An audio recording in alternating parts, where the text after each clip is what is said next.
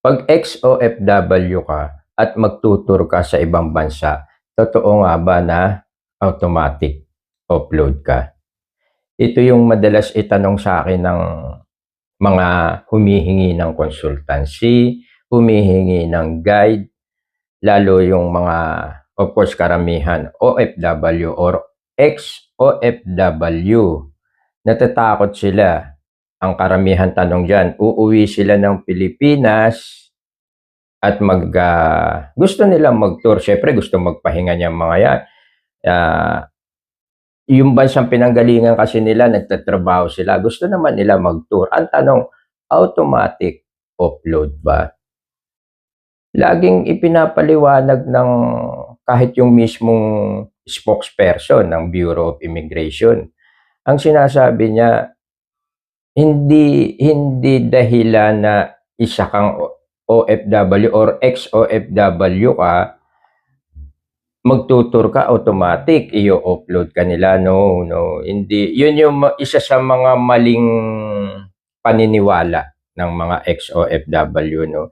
Pero of course, lagi ko sinasabi nga rin na nasa discretion palagi ng isang immigration officer kung ikaw ay temporarily i-deferred or i-hold or worse is i-upload ka nila base dun sa mga reason na nakita nila. At ano yung mga yon? Magbibigay ako sa inyo ng 6 na example kung bakit yun yung tinatawag na red flag para doon sa mga ex-OFW na gusto lang naman mag-tour sa ibang bansa, no? Pero na-upload. 6 na reason. Ibibigay ko isa-isa sa inyo and then i-explain ko isa-isa para maging guide nyo properly. Number 1, pupunta sa bansang dati niyang pinagtatrabahuhan. Ito, usually, ang ikinakatuwiran dito ng mga nakakausap ko, no, na ex-OFW, yun daw kasing nagpunta siya doon, nagtatrabaho siya, hindi siya nakapasyal, and then marami siyang naging kaibigan. Ang gusto niya raw ngayon, pagpunta niya doon, yung ano na lang siya talaga, tourist, mamamasyal na lang talaga. But, unfortunately, isa yan sa mga itinuturing na red flag ng ating Bureau of Immigration or yung mismong immigration officer. And then, number 2, may valid employment work visa pa sa passport. Wow. Ito talagang red flag talaga to kasi kung meron kang aktibo pa yung iyong valid visa or working visa, no, sabihin natin working visa doon sa bansang pupuntahan mo, and then nagbakasyon ka lang or kaya tapos na yung kontrata mo pero meron ka pang working visa doon sa bansang pupuntahan mo na doon ka nang galing bilang OFW pero gusto mong balikan, that is another red flag. Actually, red flag talaga yun. Para sa immigration, yung Bureau of Immigration, or sa mismong immigration officer. Pag nakita yon, automatic yon. Papapasukin ka sa second inspection.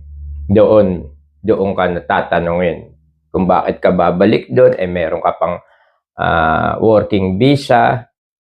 Malabang ang hingin sa'yo doon, OEC, Overseas Employment Certificate, na manggagaling sa DMW or yung dating POEA. And then, ipasok natin yung number 3. Pagka ang bumili ng ticket mo, yung dating employer mo, at the same time, yun din ang sasagot sa lahat ng gastusin mo, lalo na kung ang ticket mo one way, definitely. Lagi ko sinasabi ang tourist hindi pwede one-way ticket Kailangan yan laging round-trip ticket. Pagka nag-one-way ticket ka, ex-OFW ka, 99% na halos yun, ma-upload ka. Ngayon, pag yung sinasabi ko na ang bumili ng ticket mo yung iyong employer, tapos doon ka tutuloy, doon siya yung sasagot lahat ng gastos mo, that's definitely a big red flag sa mga immigration officer. Malamang yun. Doon ka papunta sa second interview. Number 4, yung wala kang malinaw na itinerary, wala kang hotel booking, hindi mo alam kung saan ka pupunta doon, basta siguro para sa'yo, kabisado mo yung lugar, pero wala kang maipakita, saan ka pupunta doon, and saan ka tutuloy doon, sasabihin mo, tutuloy ako doon sa dati kong amo. That's a big red flag, malamang ang baksak mo ulit nun, dun ulit sa secondary inspection. Pero tandaan nyo hindi dahil ikaw ay pupunta, papasok sa secondary inspection, automatic upload ka. No. Doon magpapaliwanagan kayo ng immigration officer na kaharap mo. Ipaliwanag mo ng lahat yung katotohanan lang. Huwag kang mag-iimbento ng mga kwento or dahilan, kasi pag pinaikot-ikot ka, baka at nabukayo ka na ikaw ay hindi pala magtutur doon sa bansang pupuntahan mo na doon ka nang galing, balak mo pala ulit is ituloy yung pagtatrabaho mo doon, malamang yun na yung ma-upload ka. Number 5, eto na yung sinasabi ko, yung hindi tugma-tugma yung sagot mo doon sa purpose ng biyahe mo. Yun, dito pumapasok na yung sinasabi ko na triangle parameter. No? Turista ka, sige, sampulan natin. Turista ka, yung triangle parameter na yon. Of course, pag ang nasa taas kasi niyan, dokumento. Yung nandito is yung interview sa'yo. And then yung nandito, yun yung demeanor, yung kilos at galaw mo. Yan yung pinagbabasihan ng mga immigration officer, meron silang tinatawag na triangle parameter. Turista ka, ano ang kinakailangan mong dokumento? XOFW ka, of course, passport, visa, kung may visa man yung bansang pupuntahan mo, kung self-funded ka, proof of financial capacity, kung employed ka na dito, of course, yung mga payslip, and the rest yung mga supporting documents. Yun yung nandun sa taas, dokumento. And then, ang susunod dyan, yung interview na sa'yo. Of course, dito sa dokumento, kung turista ka, papasok pa rin yung return, yung boarding pass, return ticket, hotel booking, yung lahat ng dokumento, itinerary kasama, yung lahat ng dokumento na kabilang sa pagiging turista mo. Kaya doon sa triangle parameter, yun yung mga dokumentong kailangan mo sa pagiging turista mo. Pagka hindi mo maipaliwanag yun, wala kang itinerary, wala kang hotel booking, saan ka tutuloy, hindi mo masabi kung saan ka tutuloy, saan pupuntahan mo doon, definitely.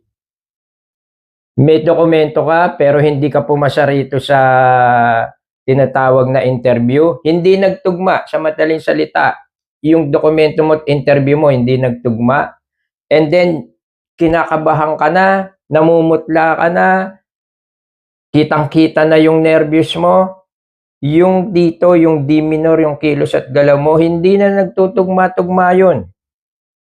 Yun, definitely, papasok ka na sa second interview. Number 6, may indikasyon na aalis ka bilang turista, pero ang katotohanan, nakitaan ka ng indikasyon na ikaw ay babalik doon sa bansang pupuntahan mo, which is doon ka nang galing as XOFW. Sabi mo, magtutur ka lang, pabalik doon. Nakitaan ka ng ganong indikasyon ng immigration officer. Babalik ka doon, hindi para mag-tour, kung hindi para magtrabaho. Definitely, yung mga ganon, na yun big red flag na yun. I-upload ka temporarily, pero bibigyan ka naman nung papel kaprasong papel na gano'n, ano. Ang naka-indicate doon, OEC, galing sa DMW. Kasi nakitaan ka ng indikasyon na ikaw hindi na babalik ng Pilipinas ulit after 1 year or 2 years, saka ka babalik. So, magtatrabaho ka doon, sa madaling salita. So, kailangan mong magpasa ng OEC. Yun ang malamang. It's a big red flag, ano? Yun ang malamang mangyari. Ma-upload ka.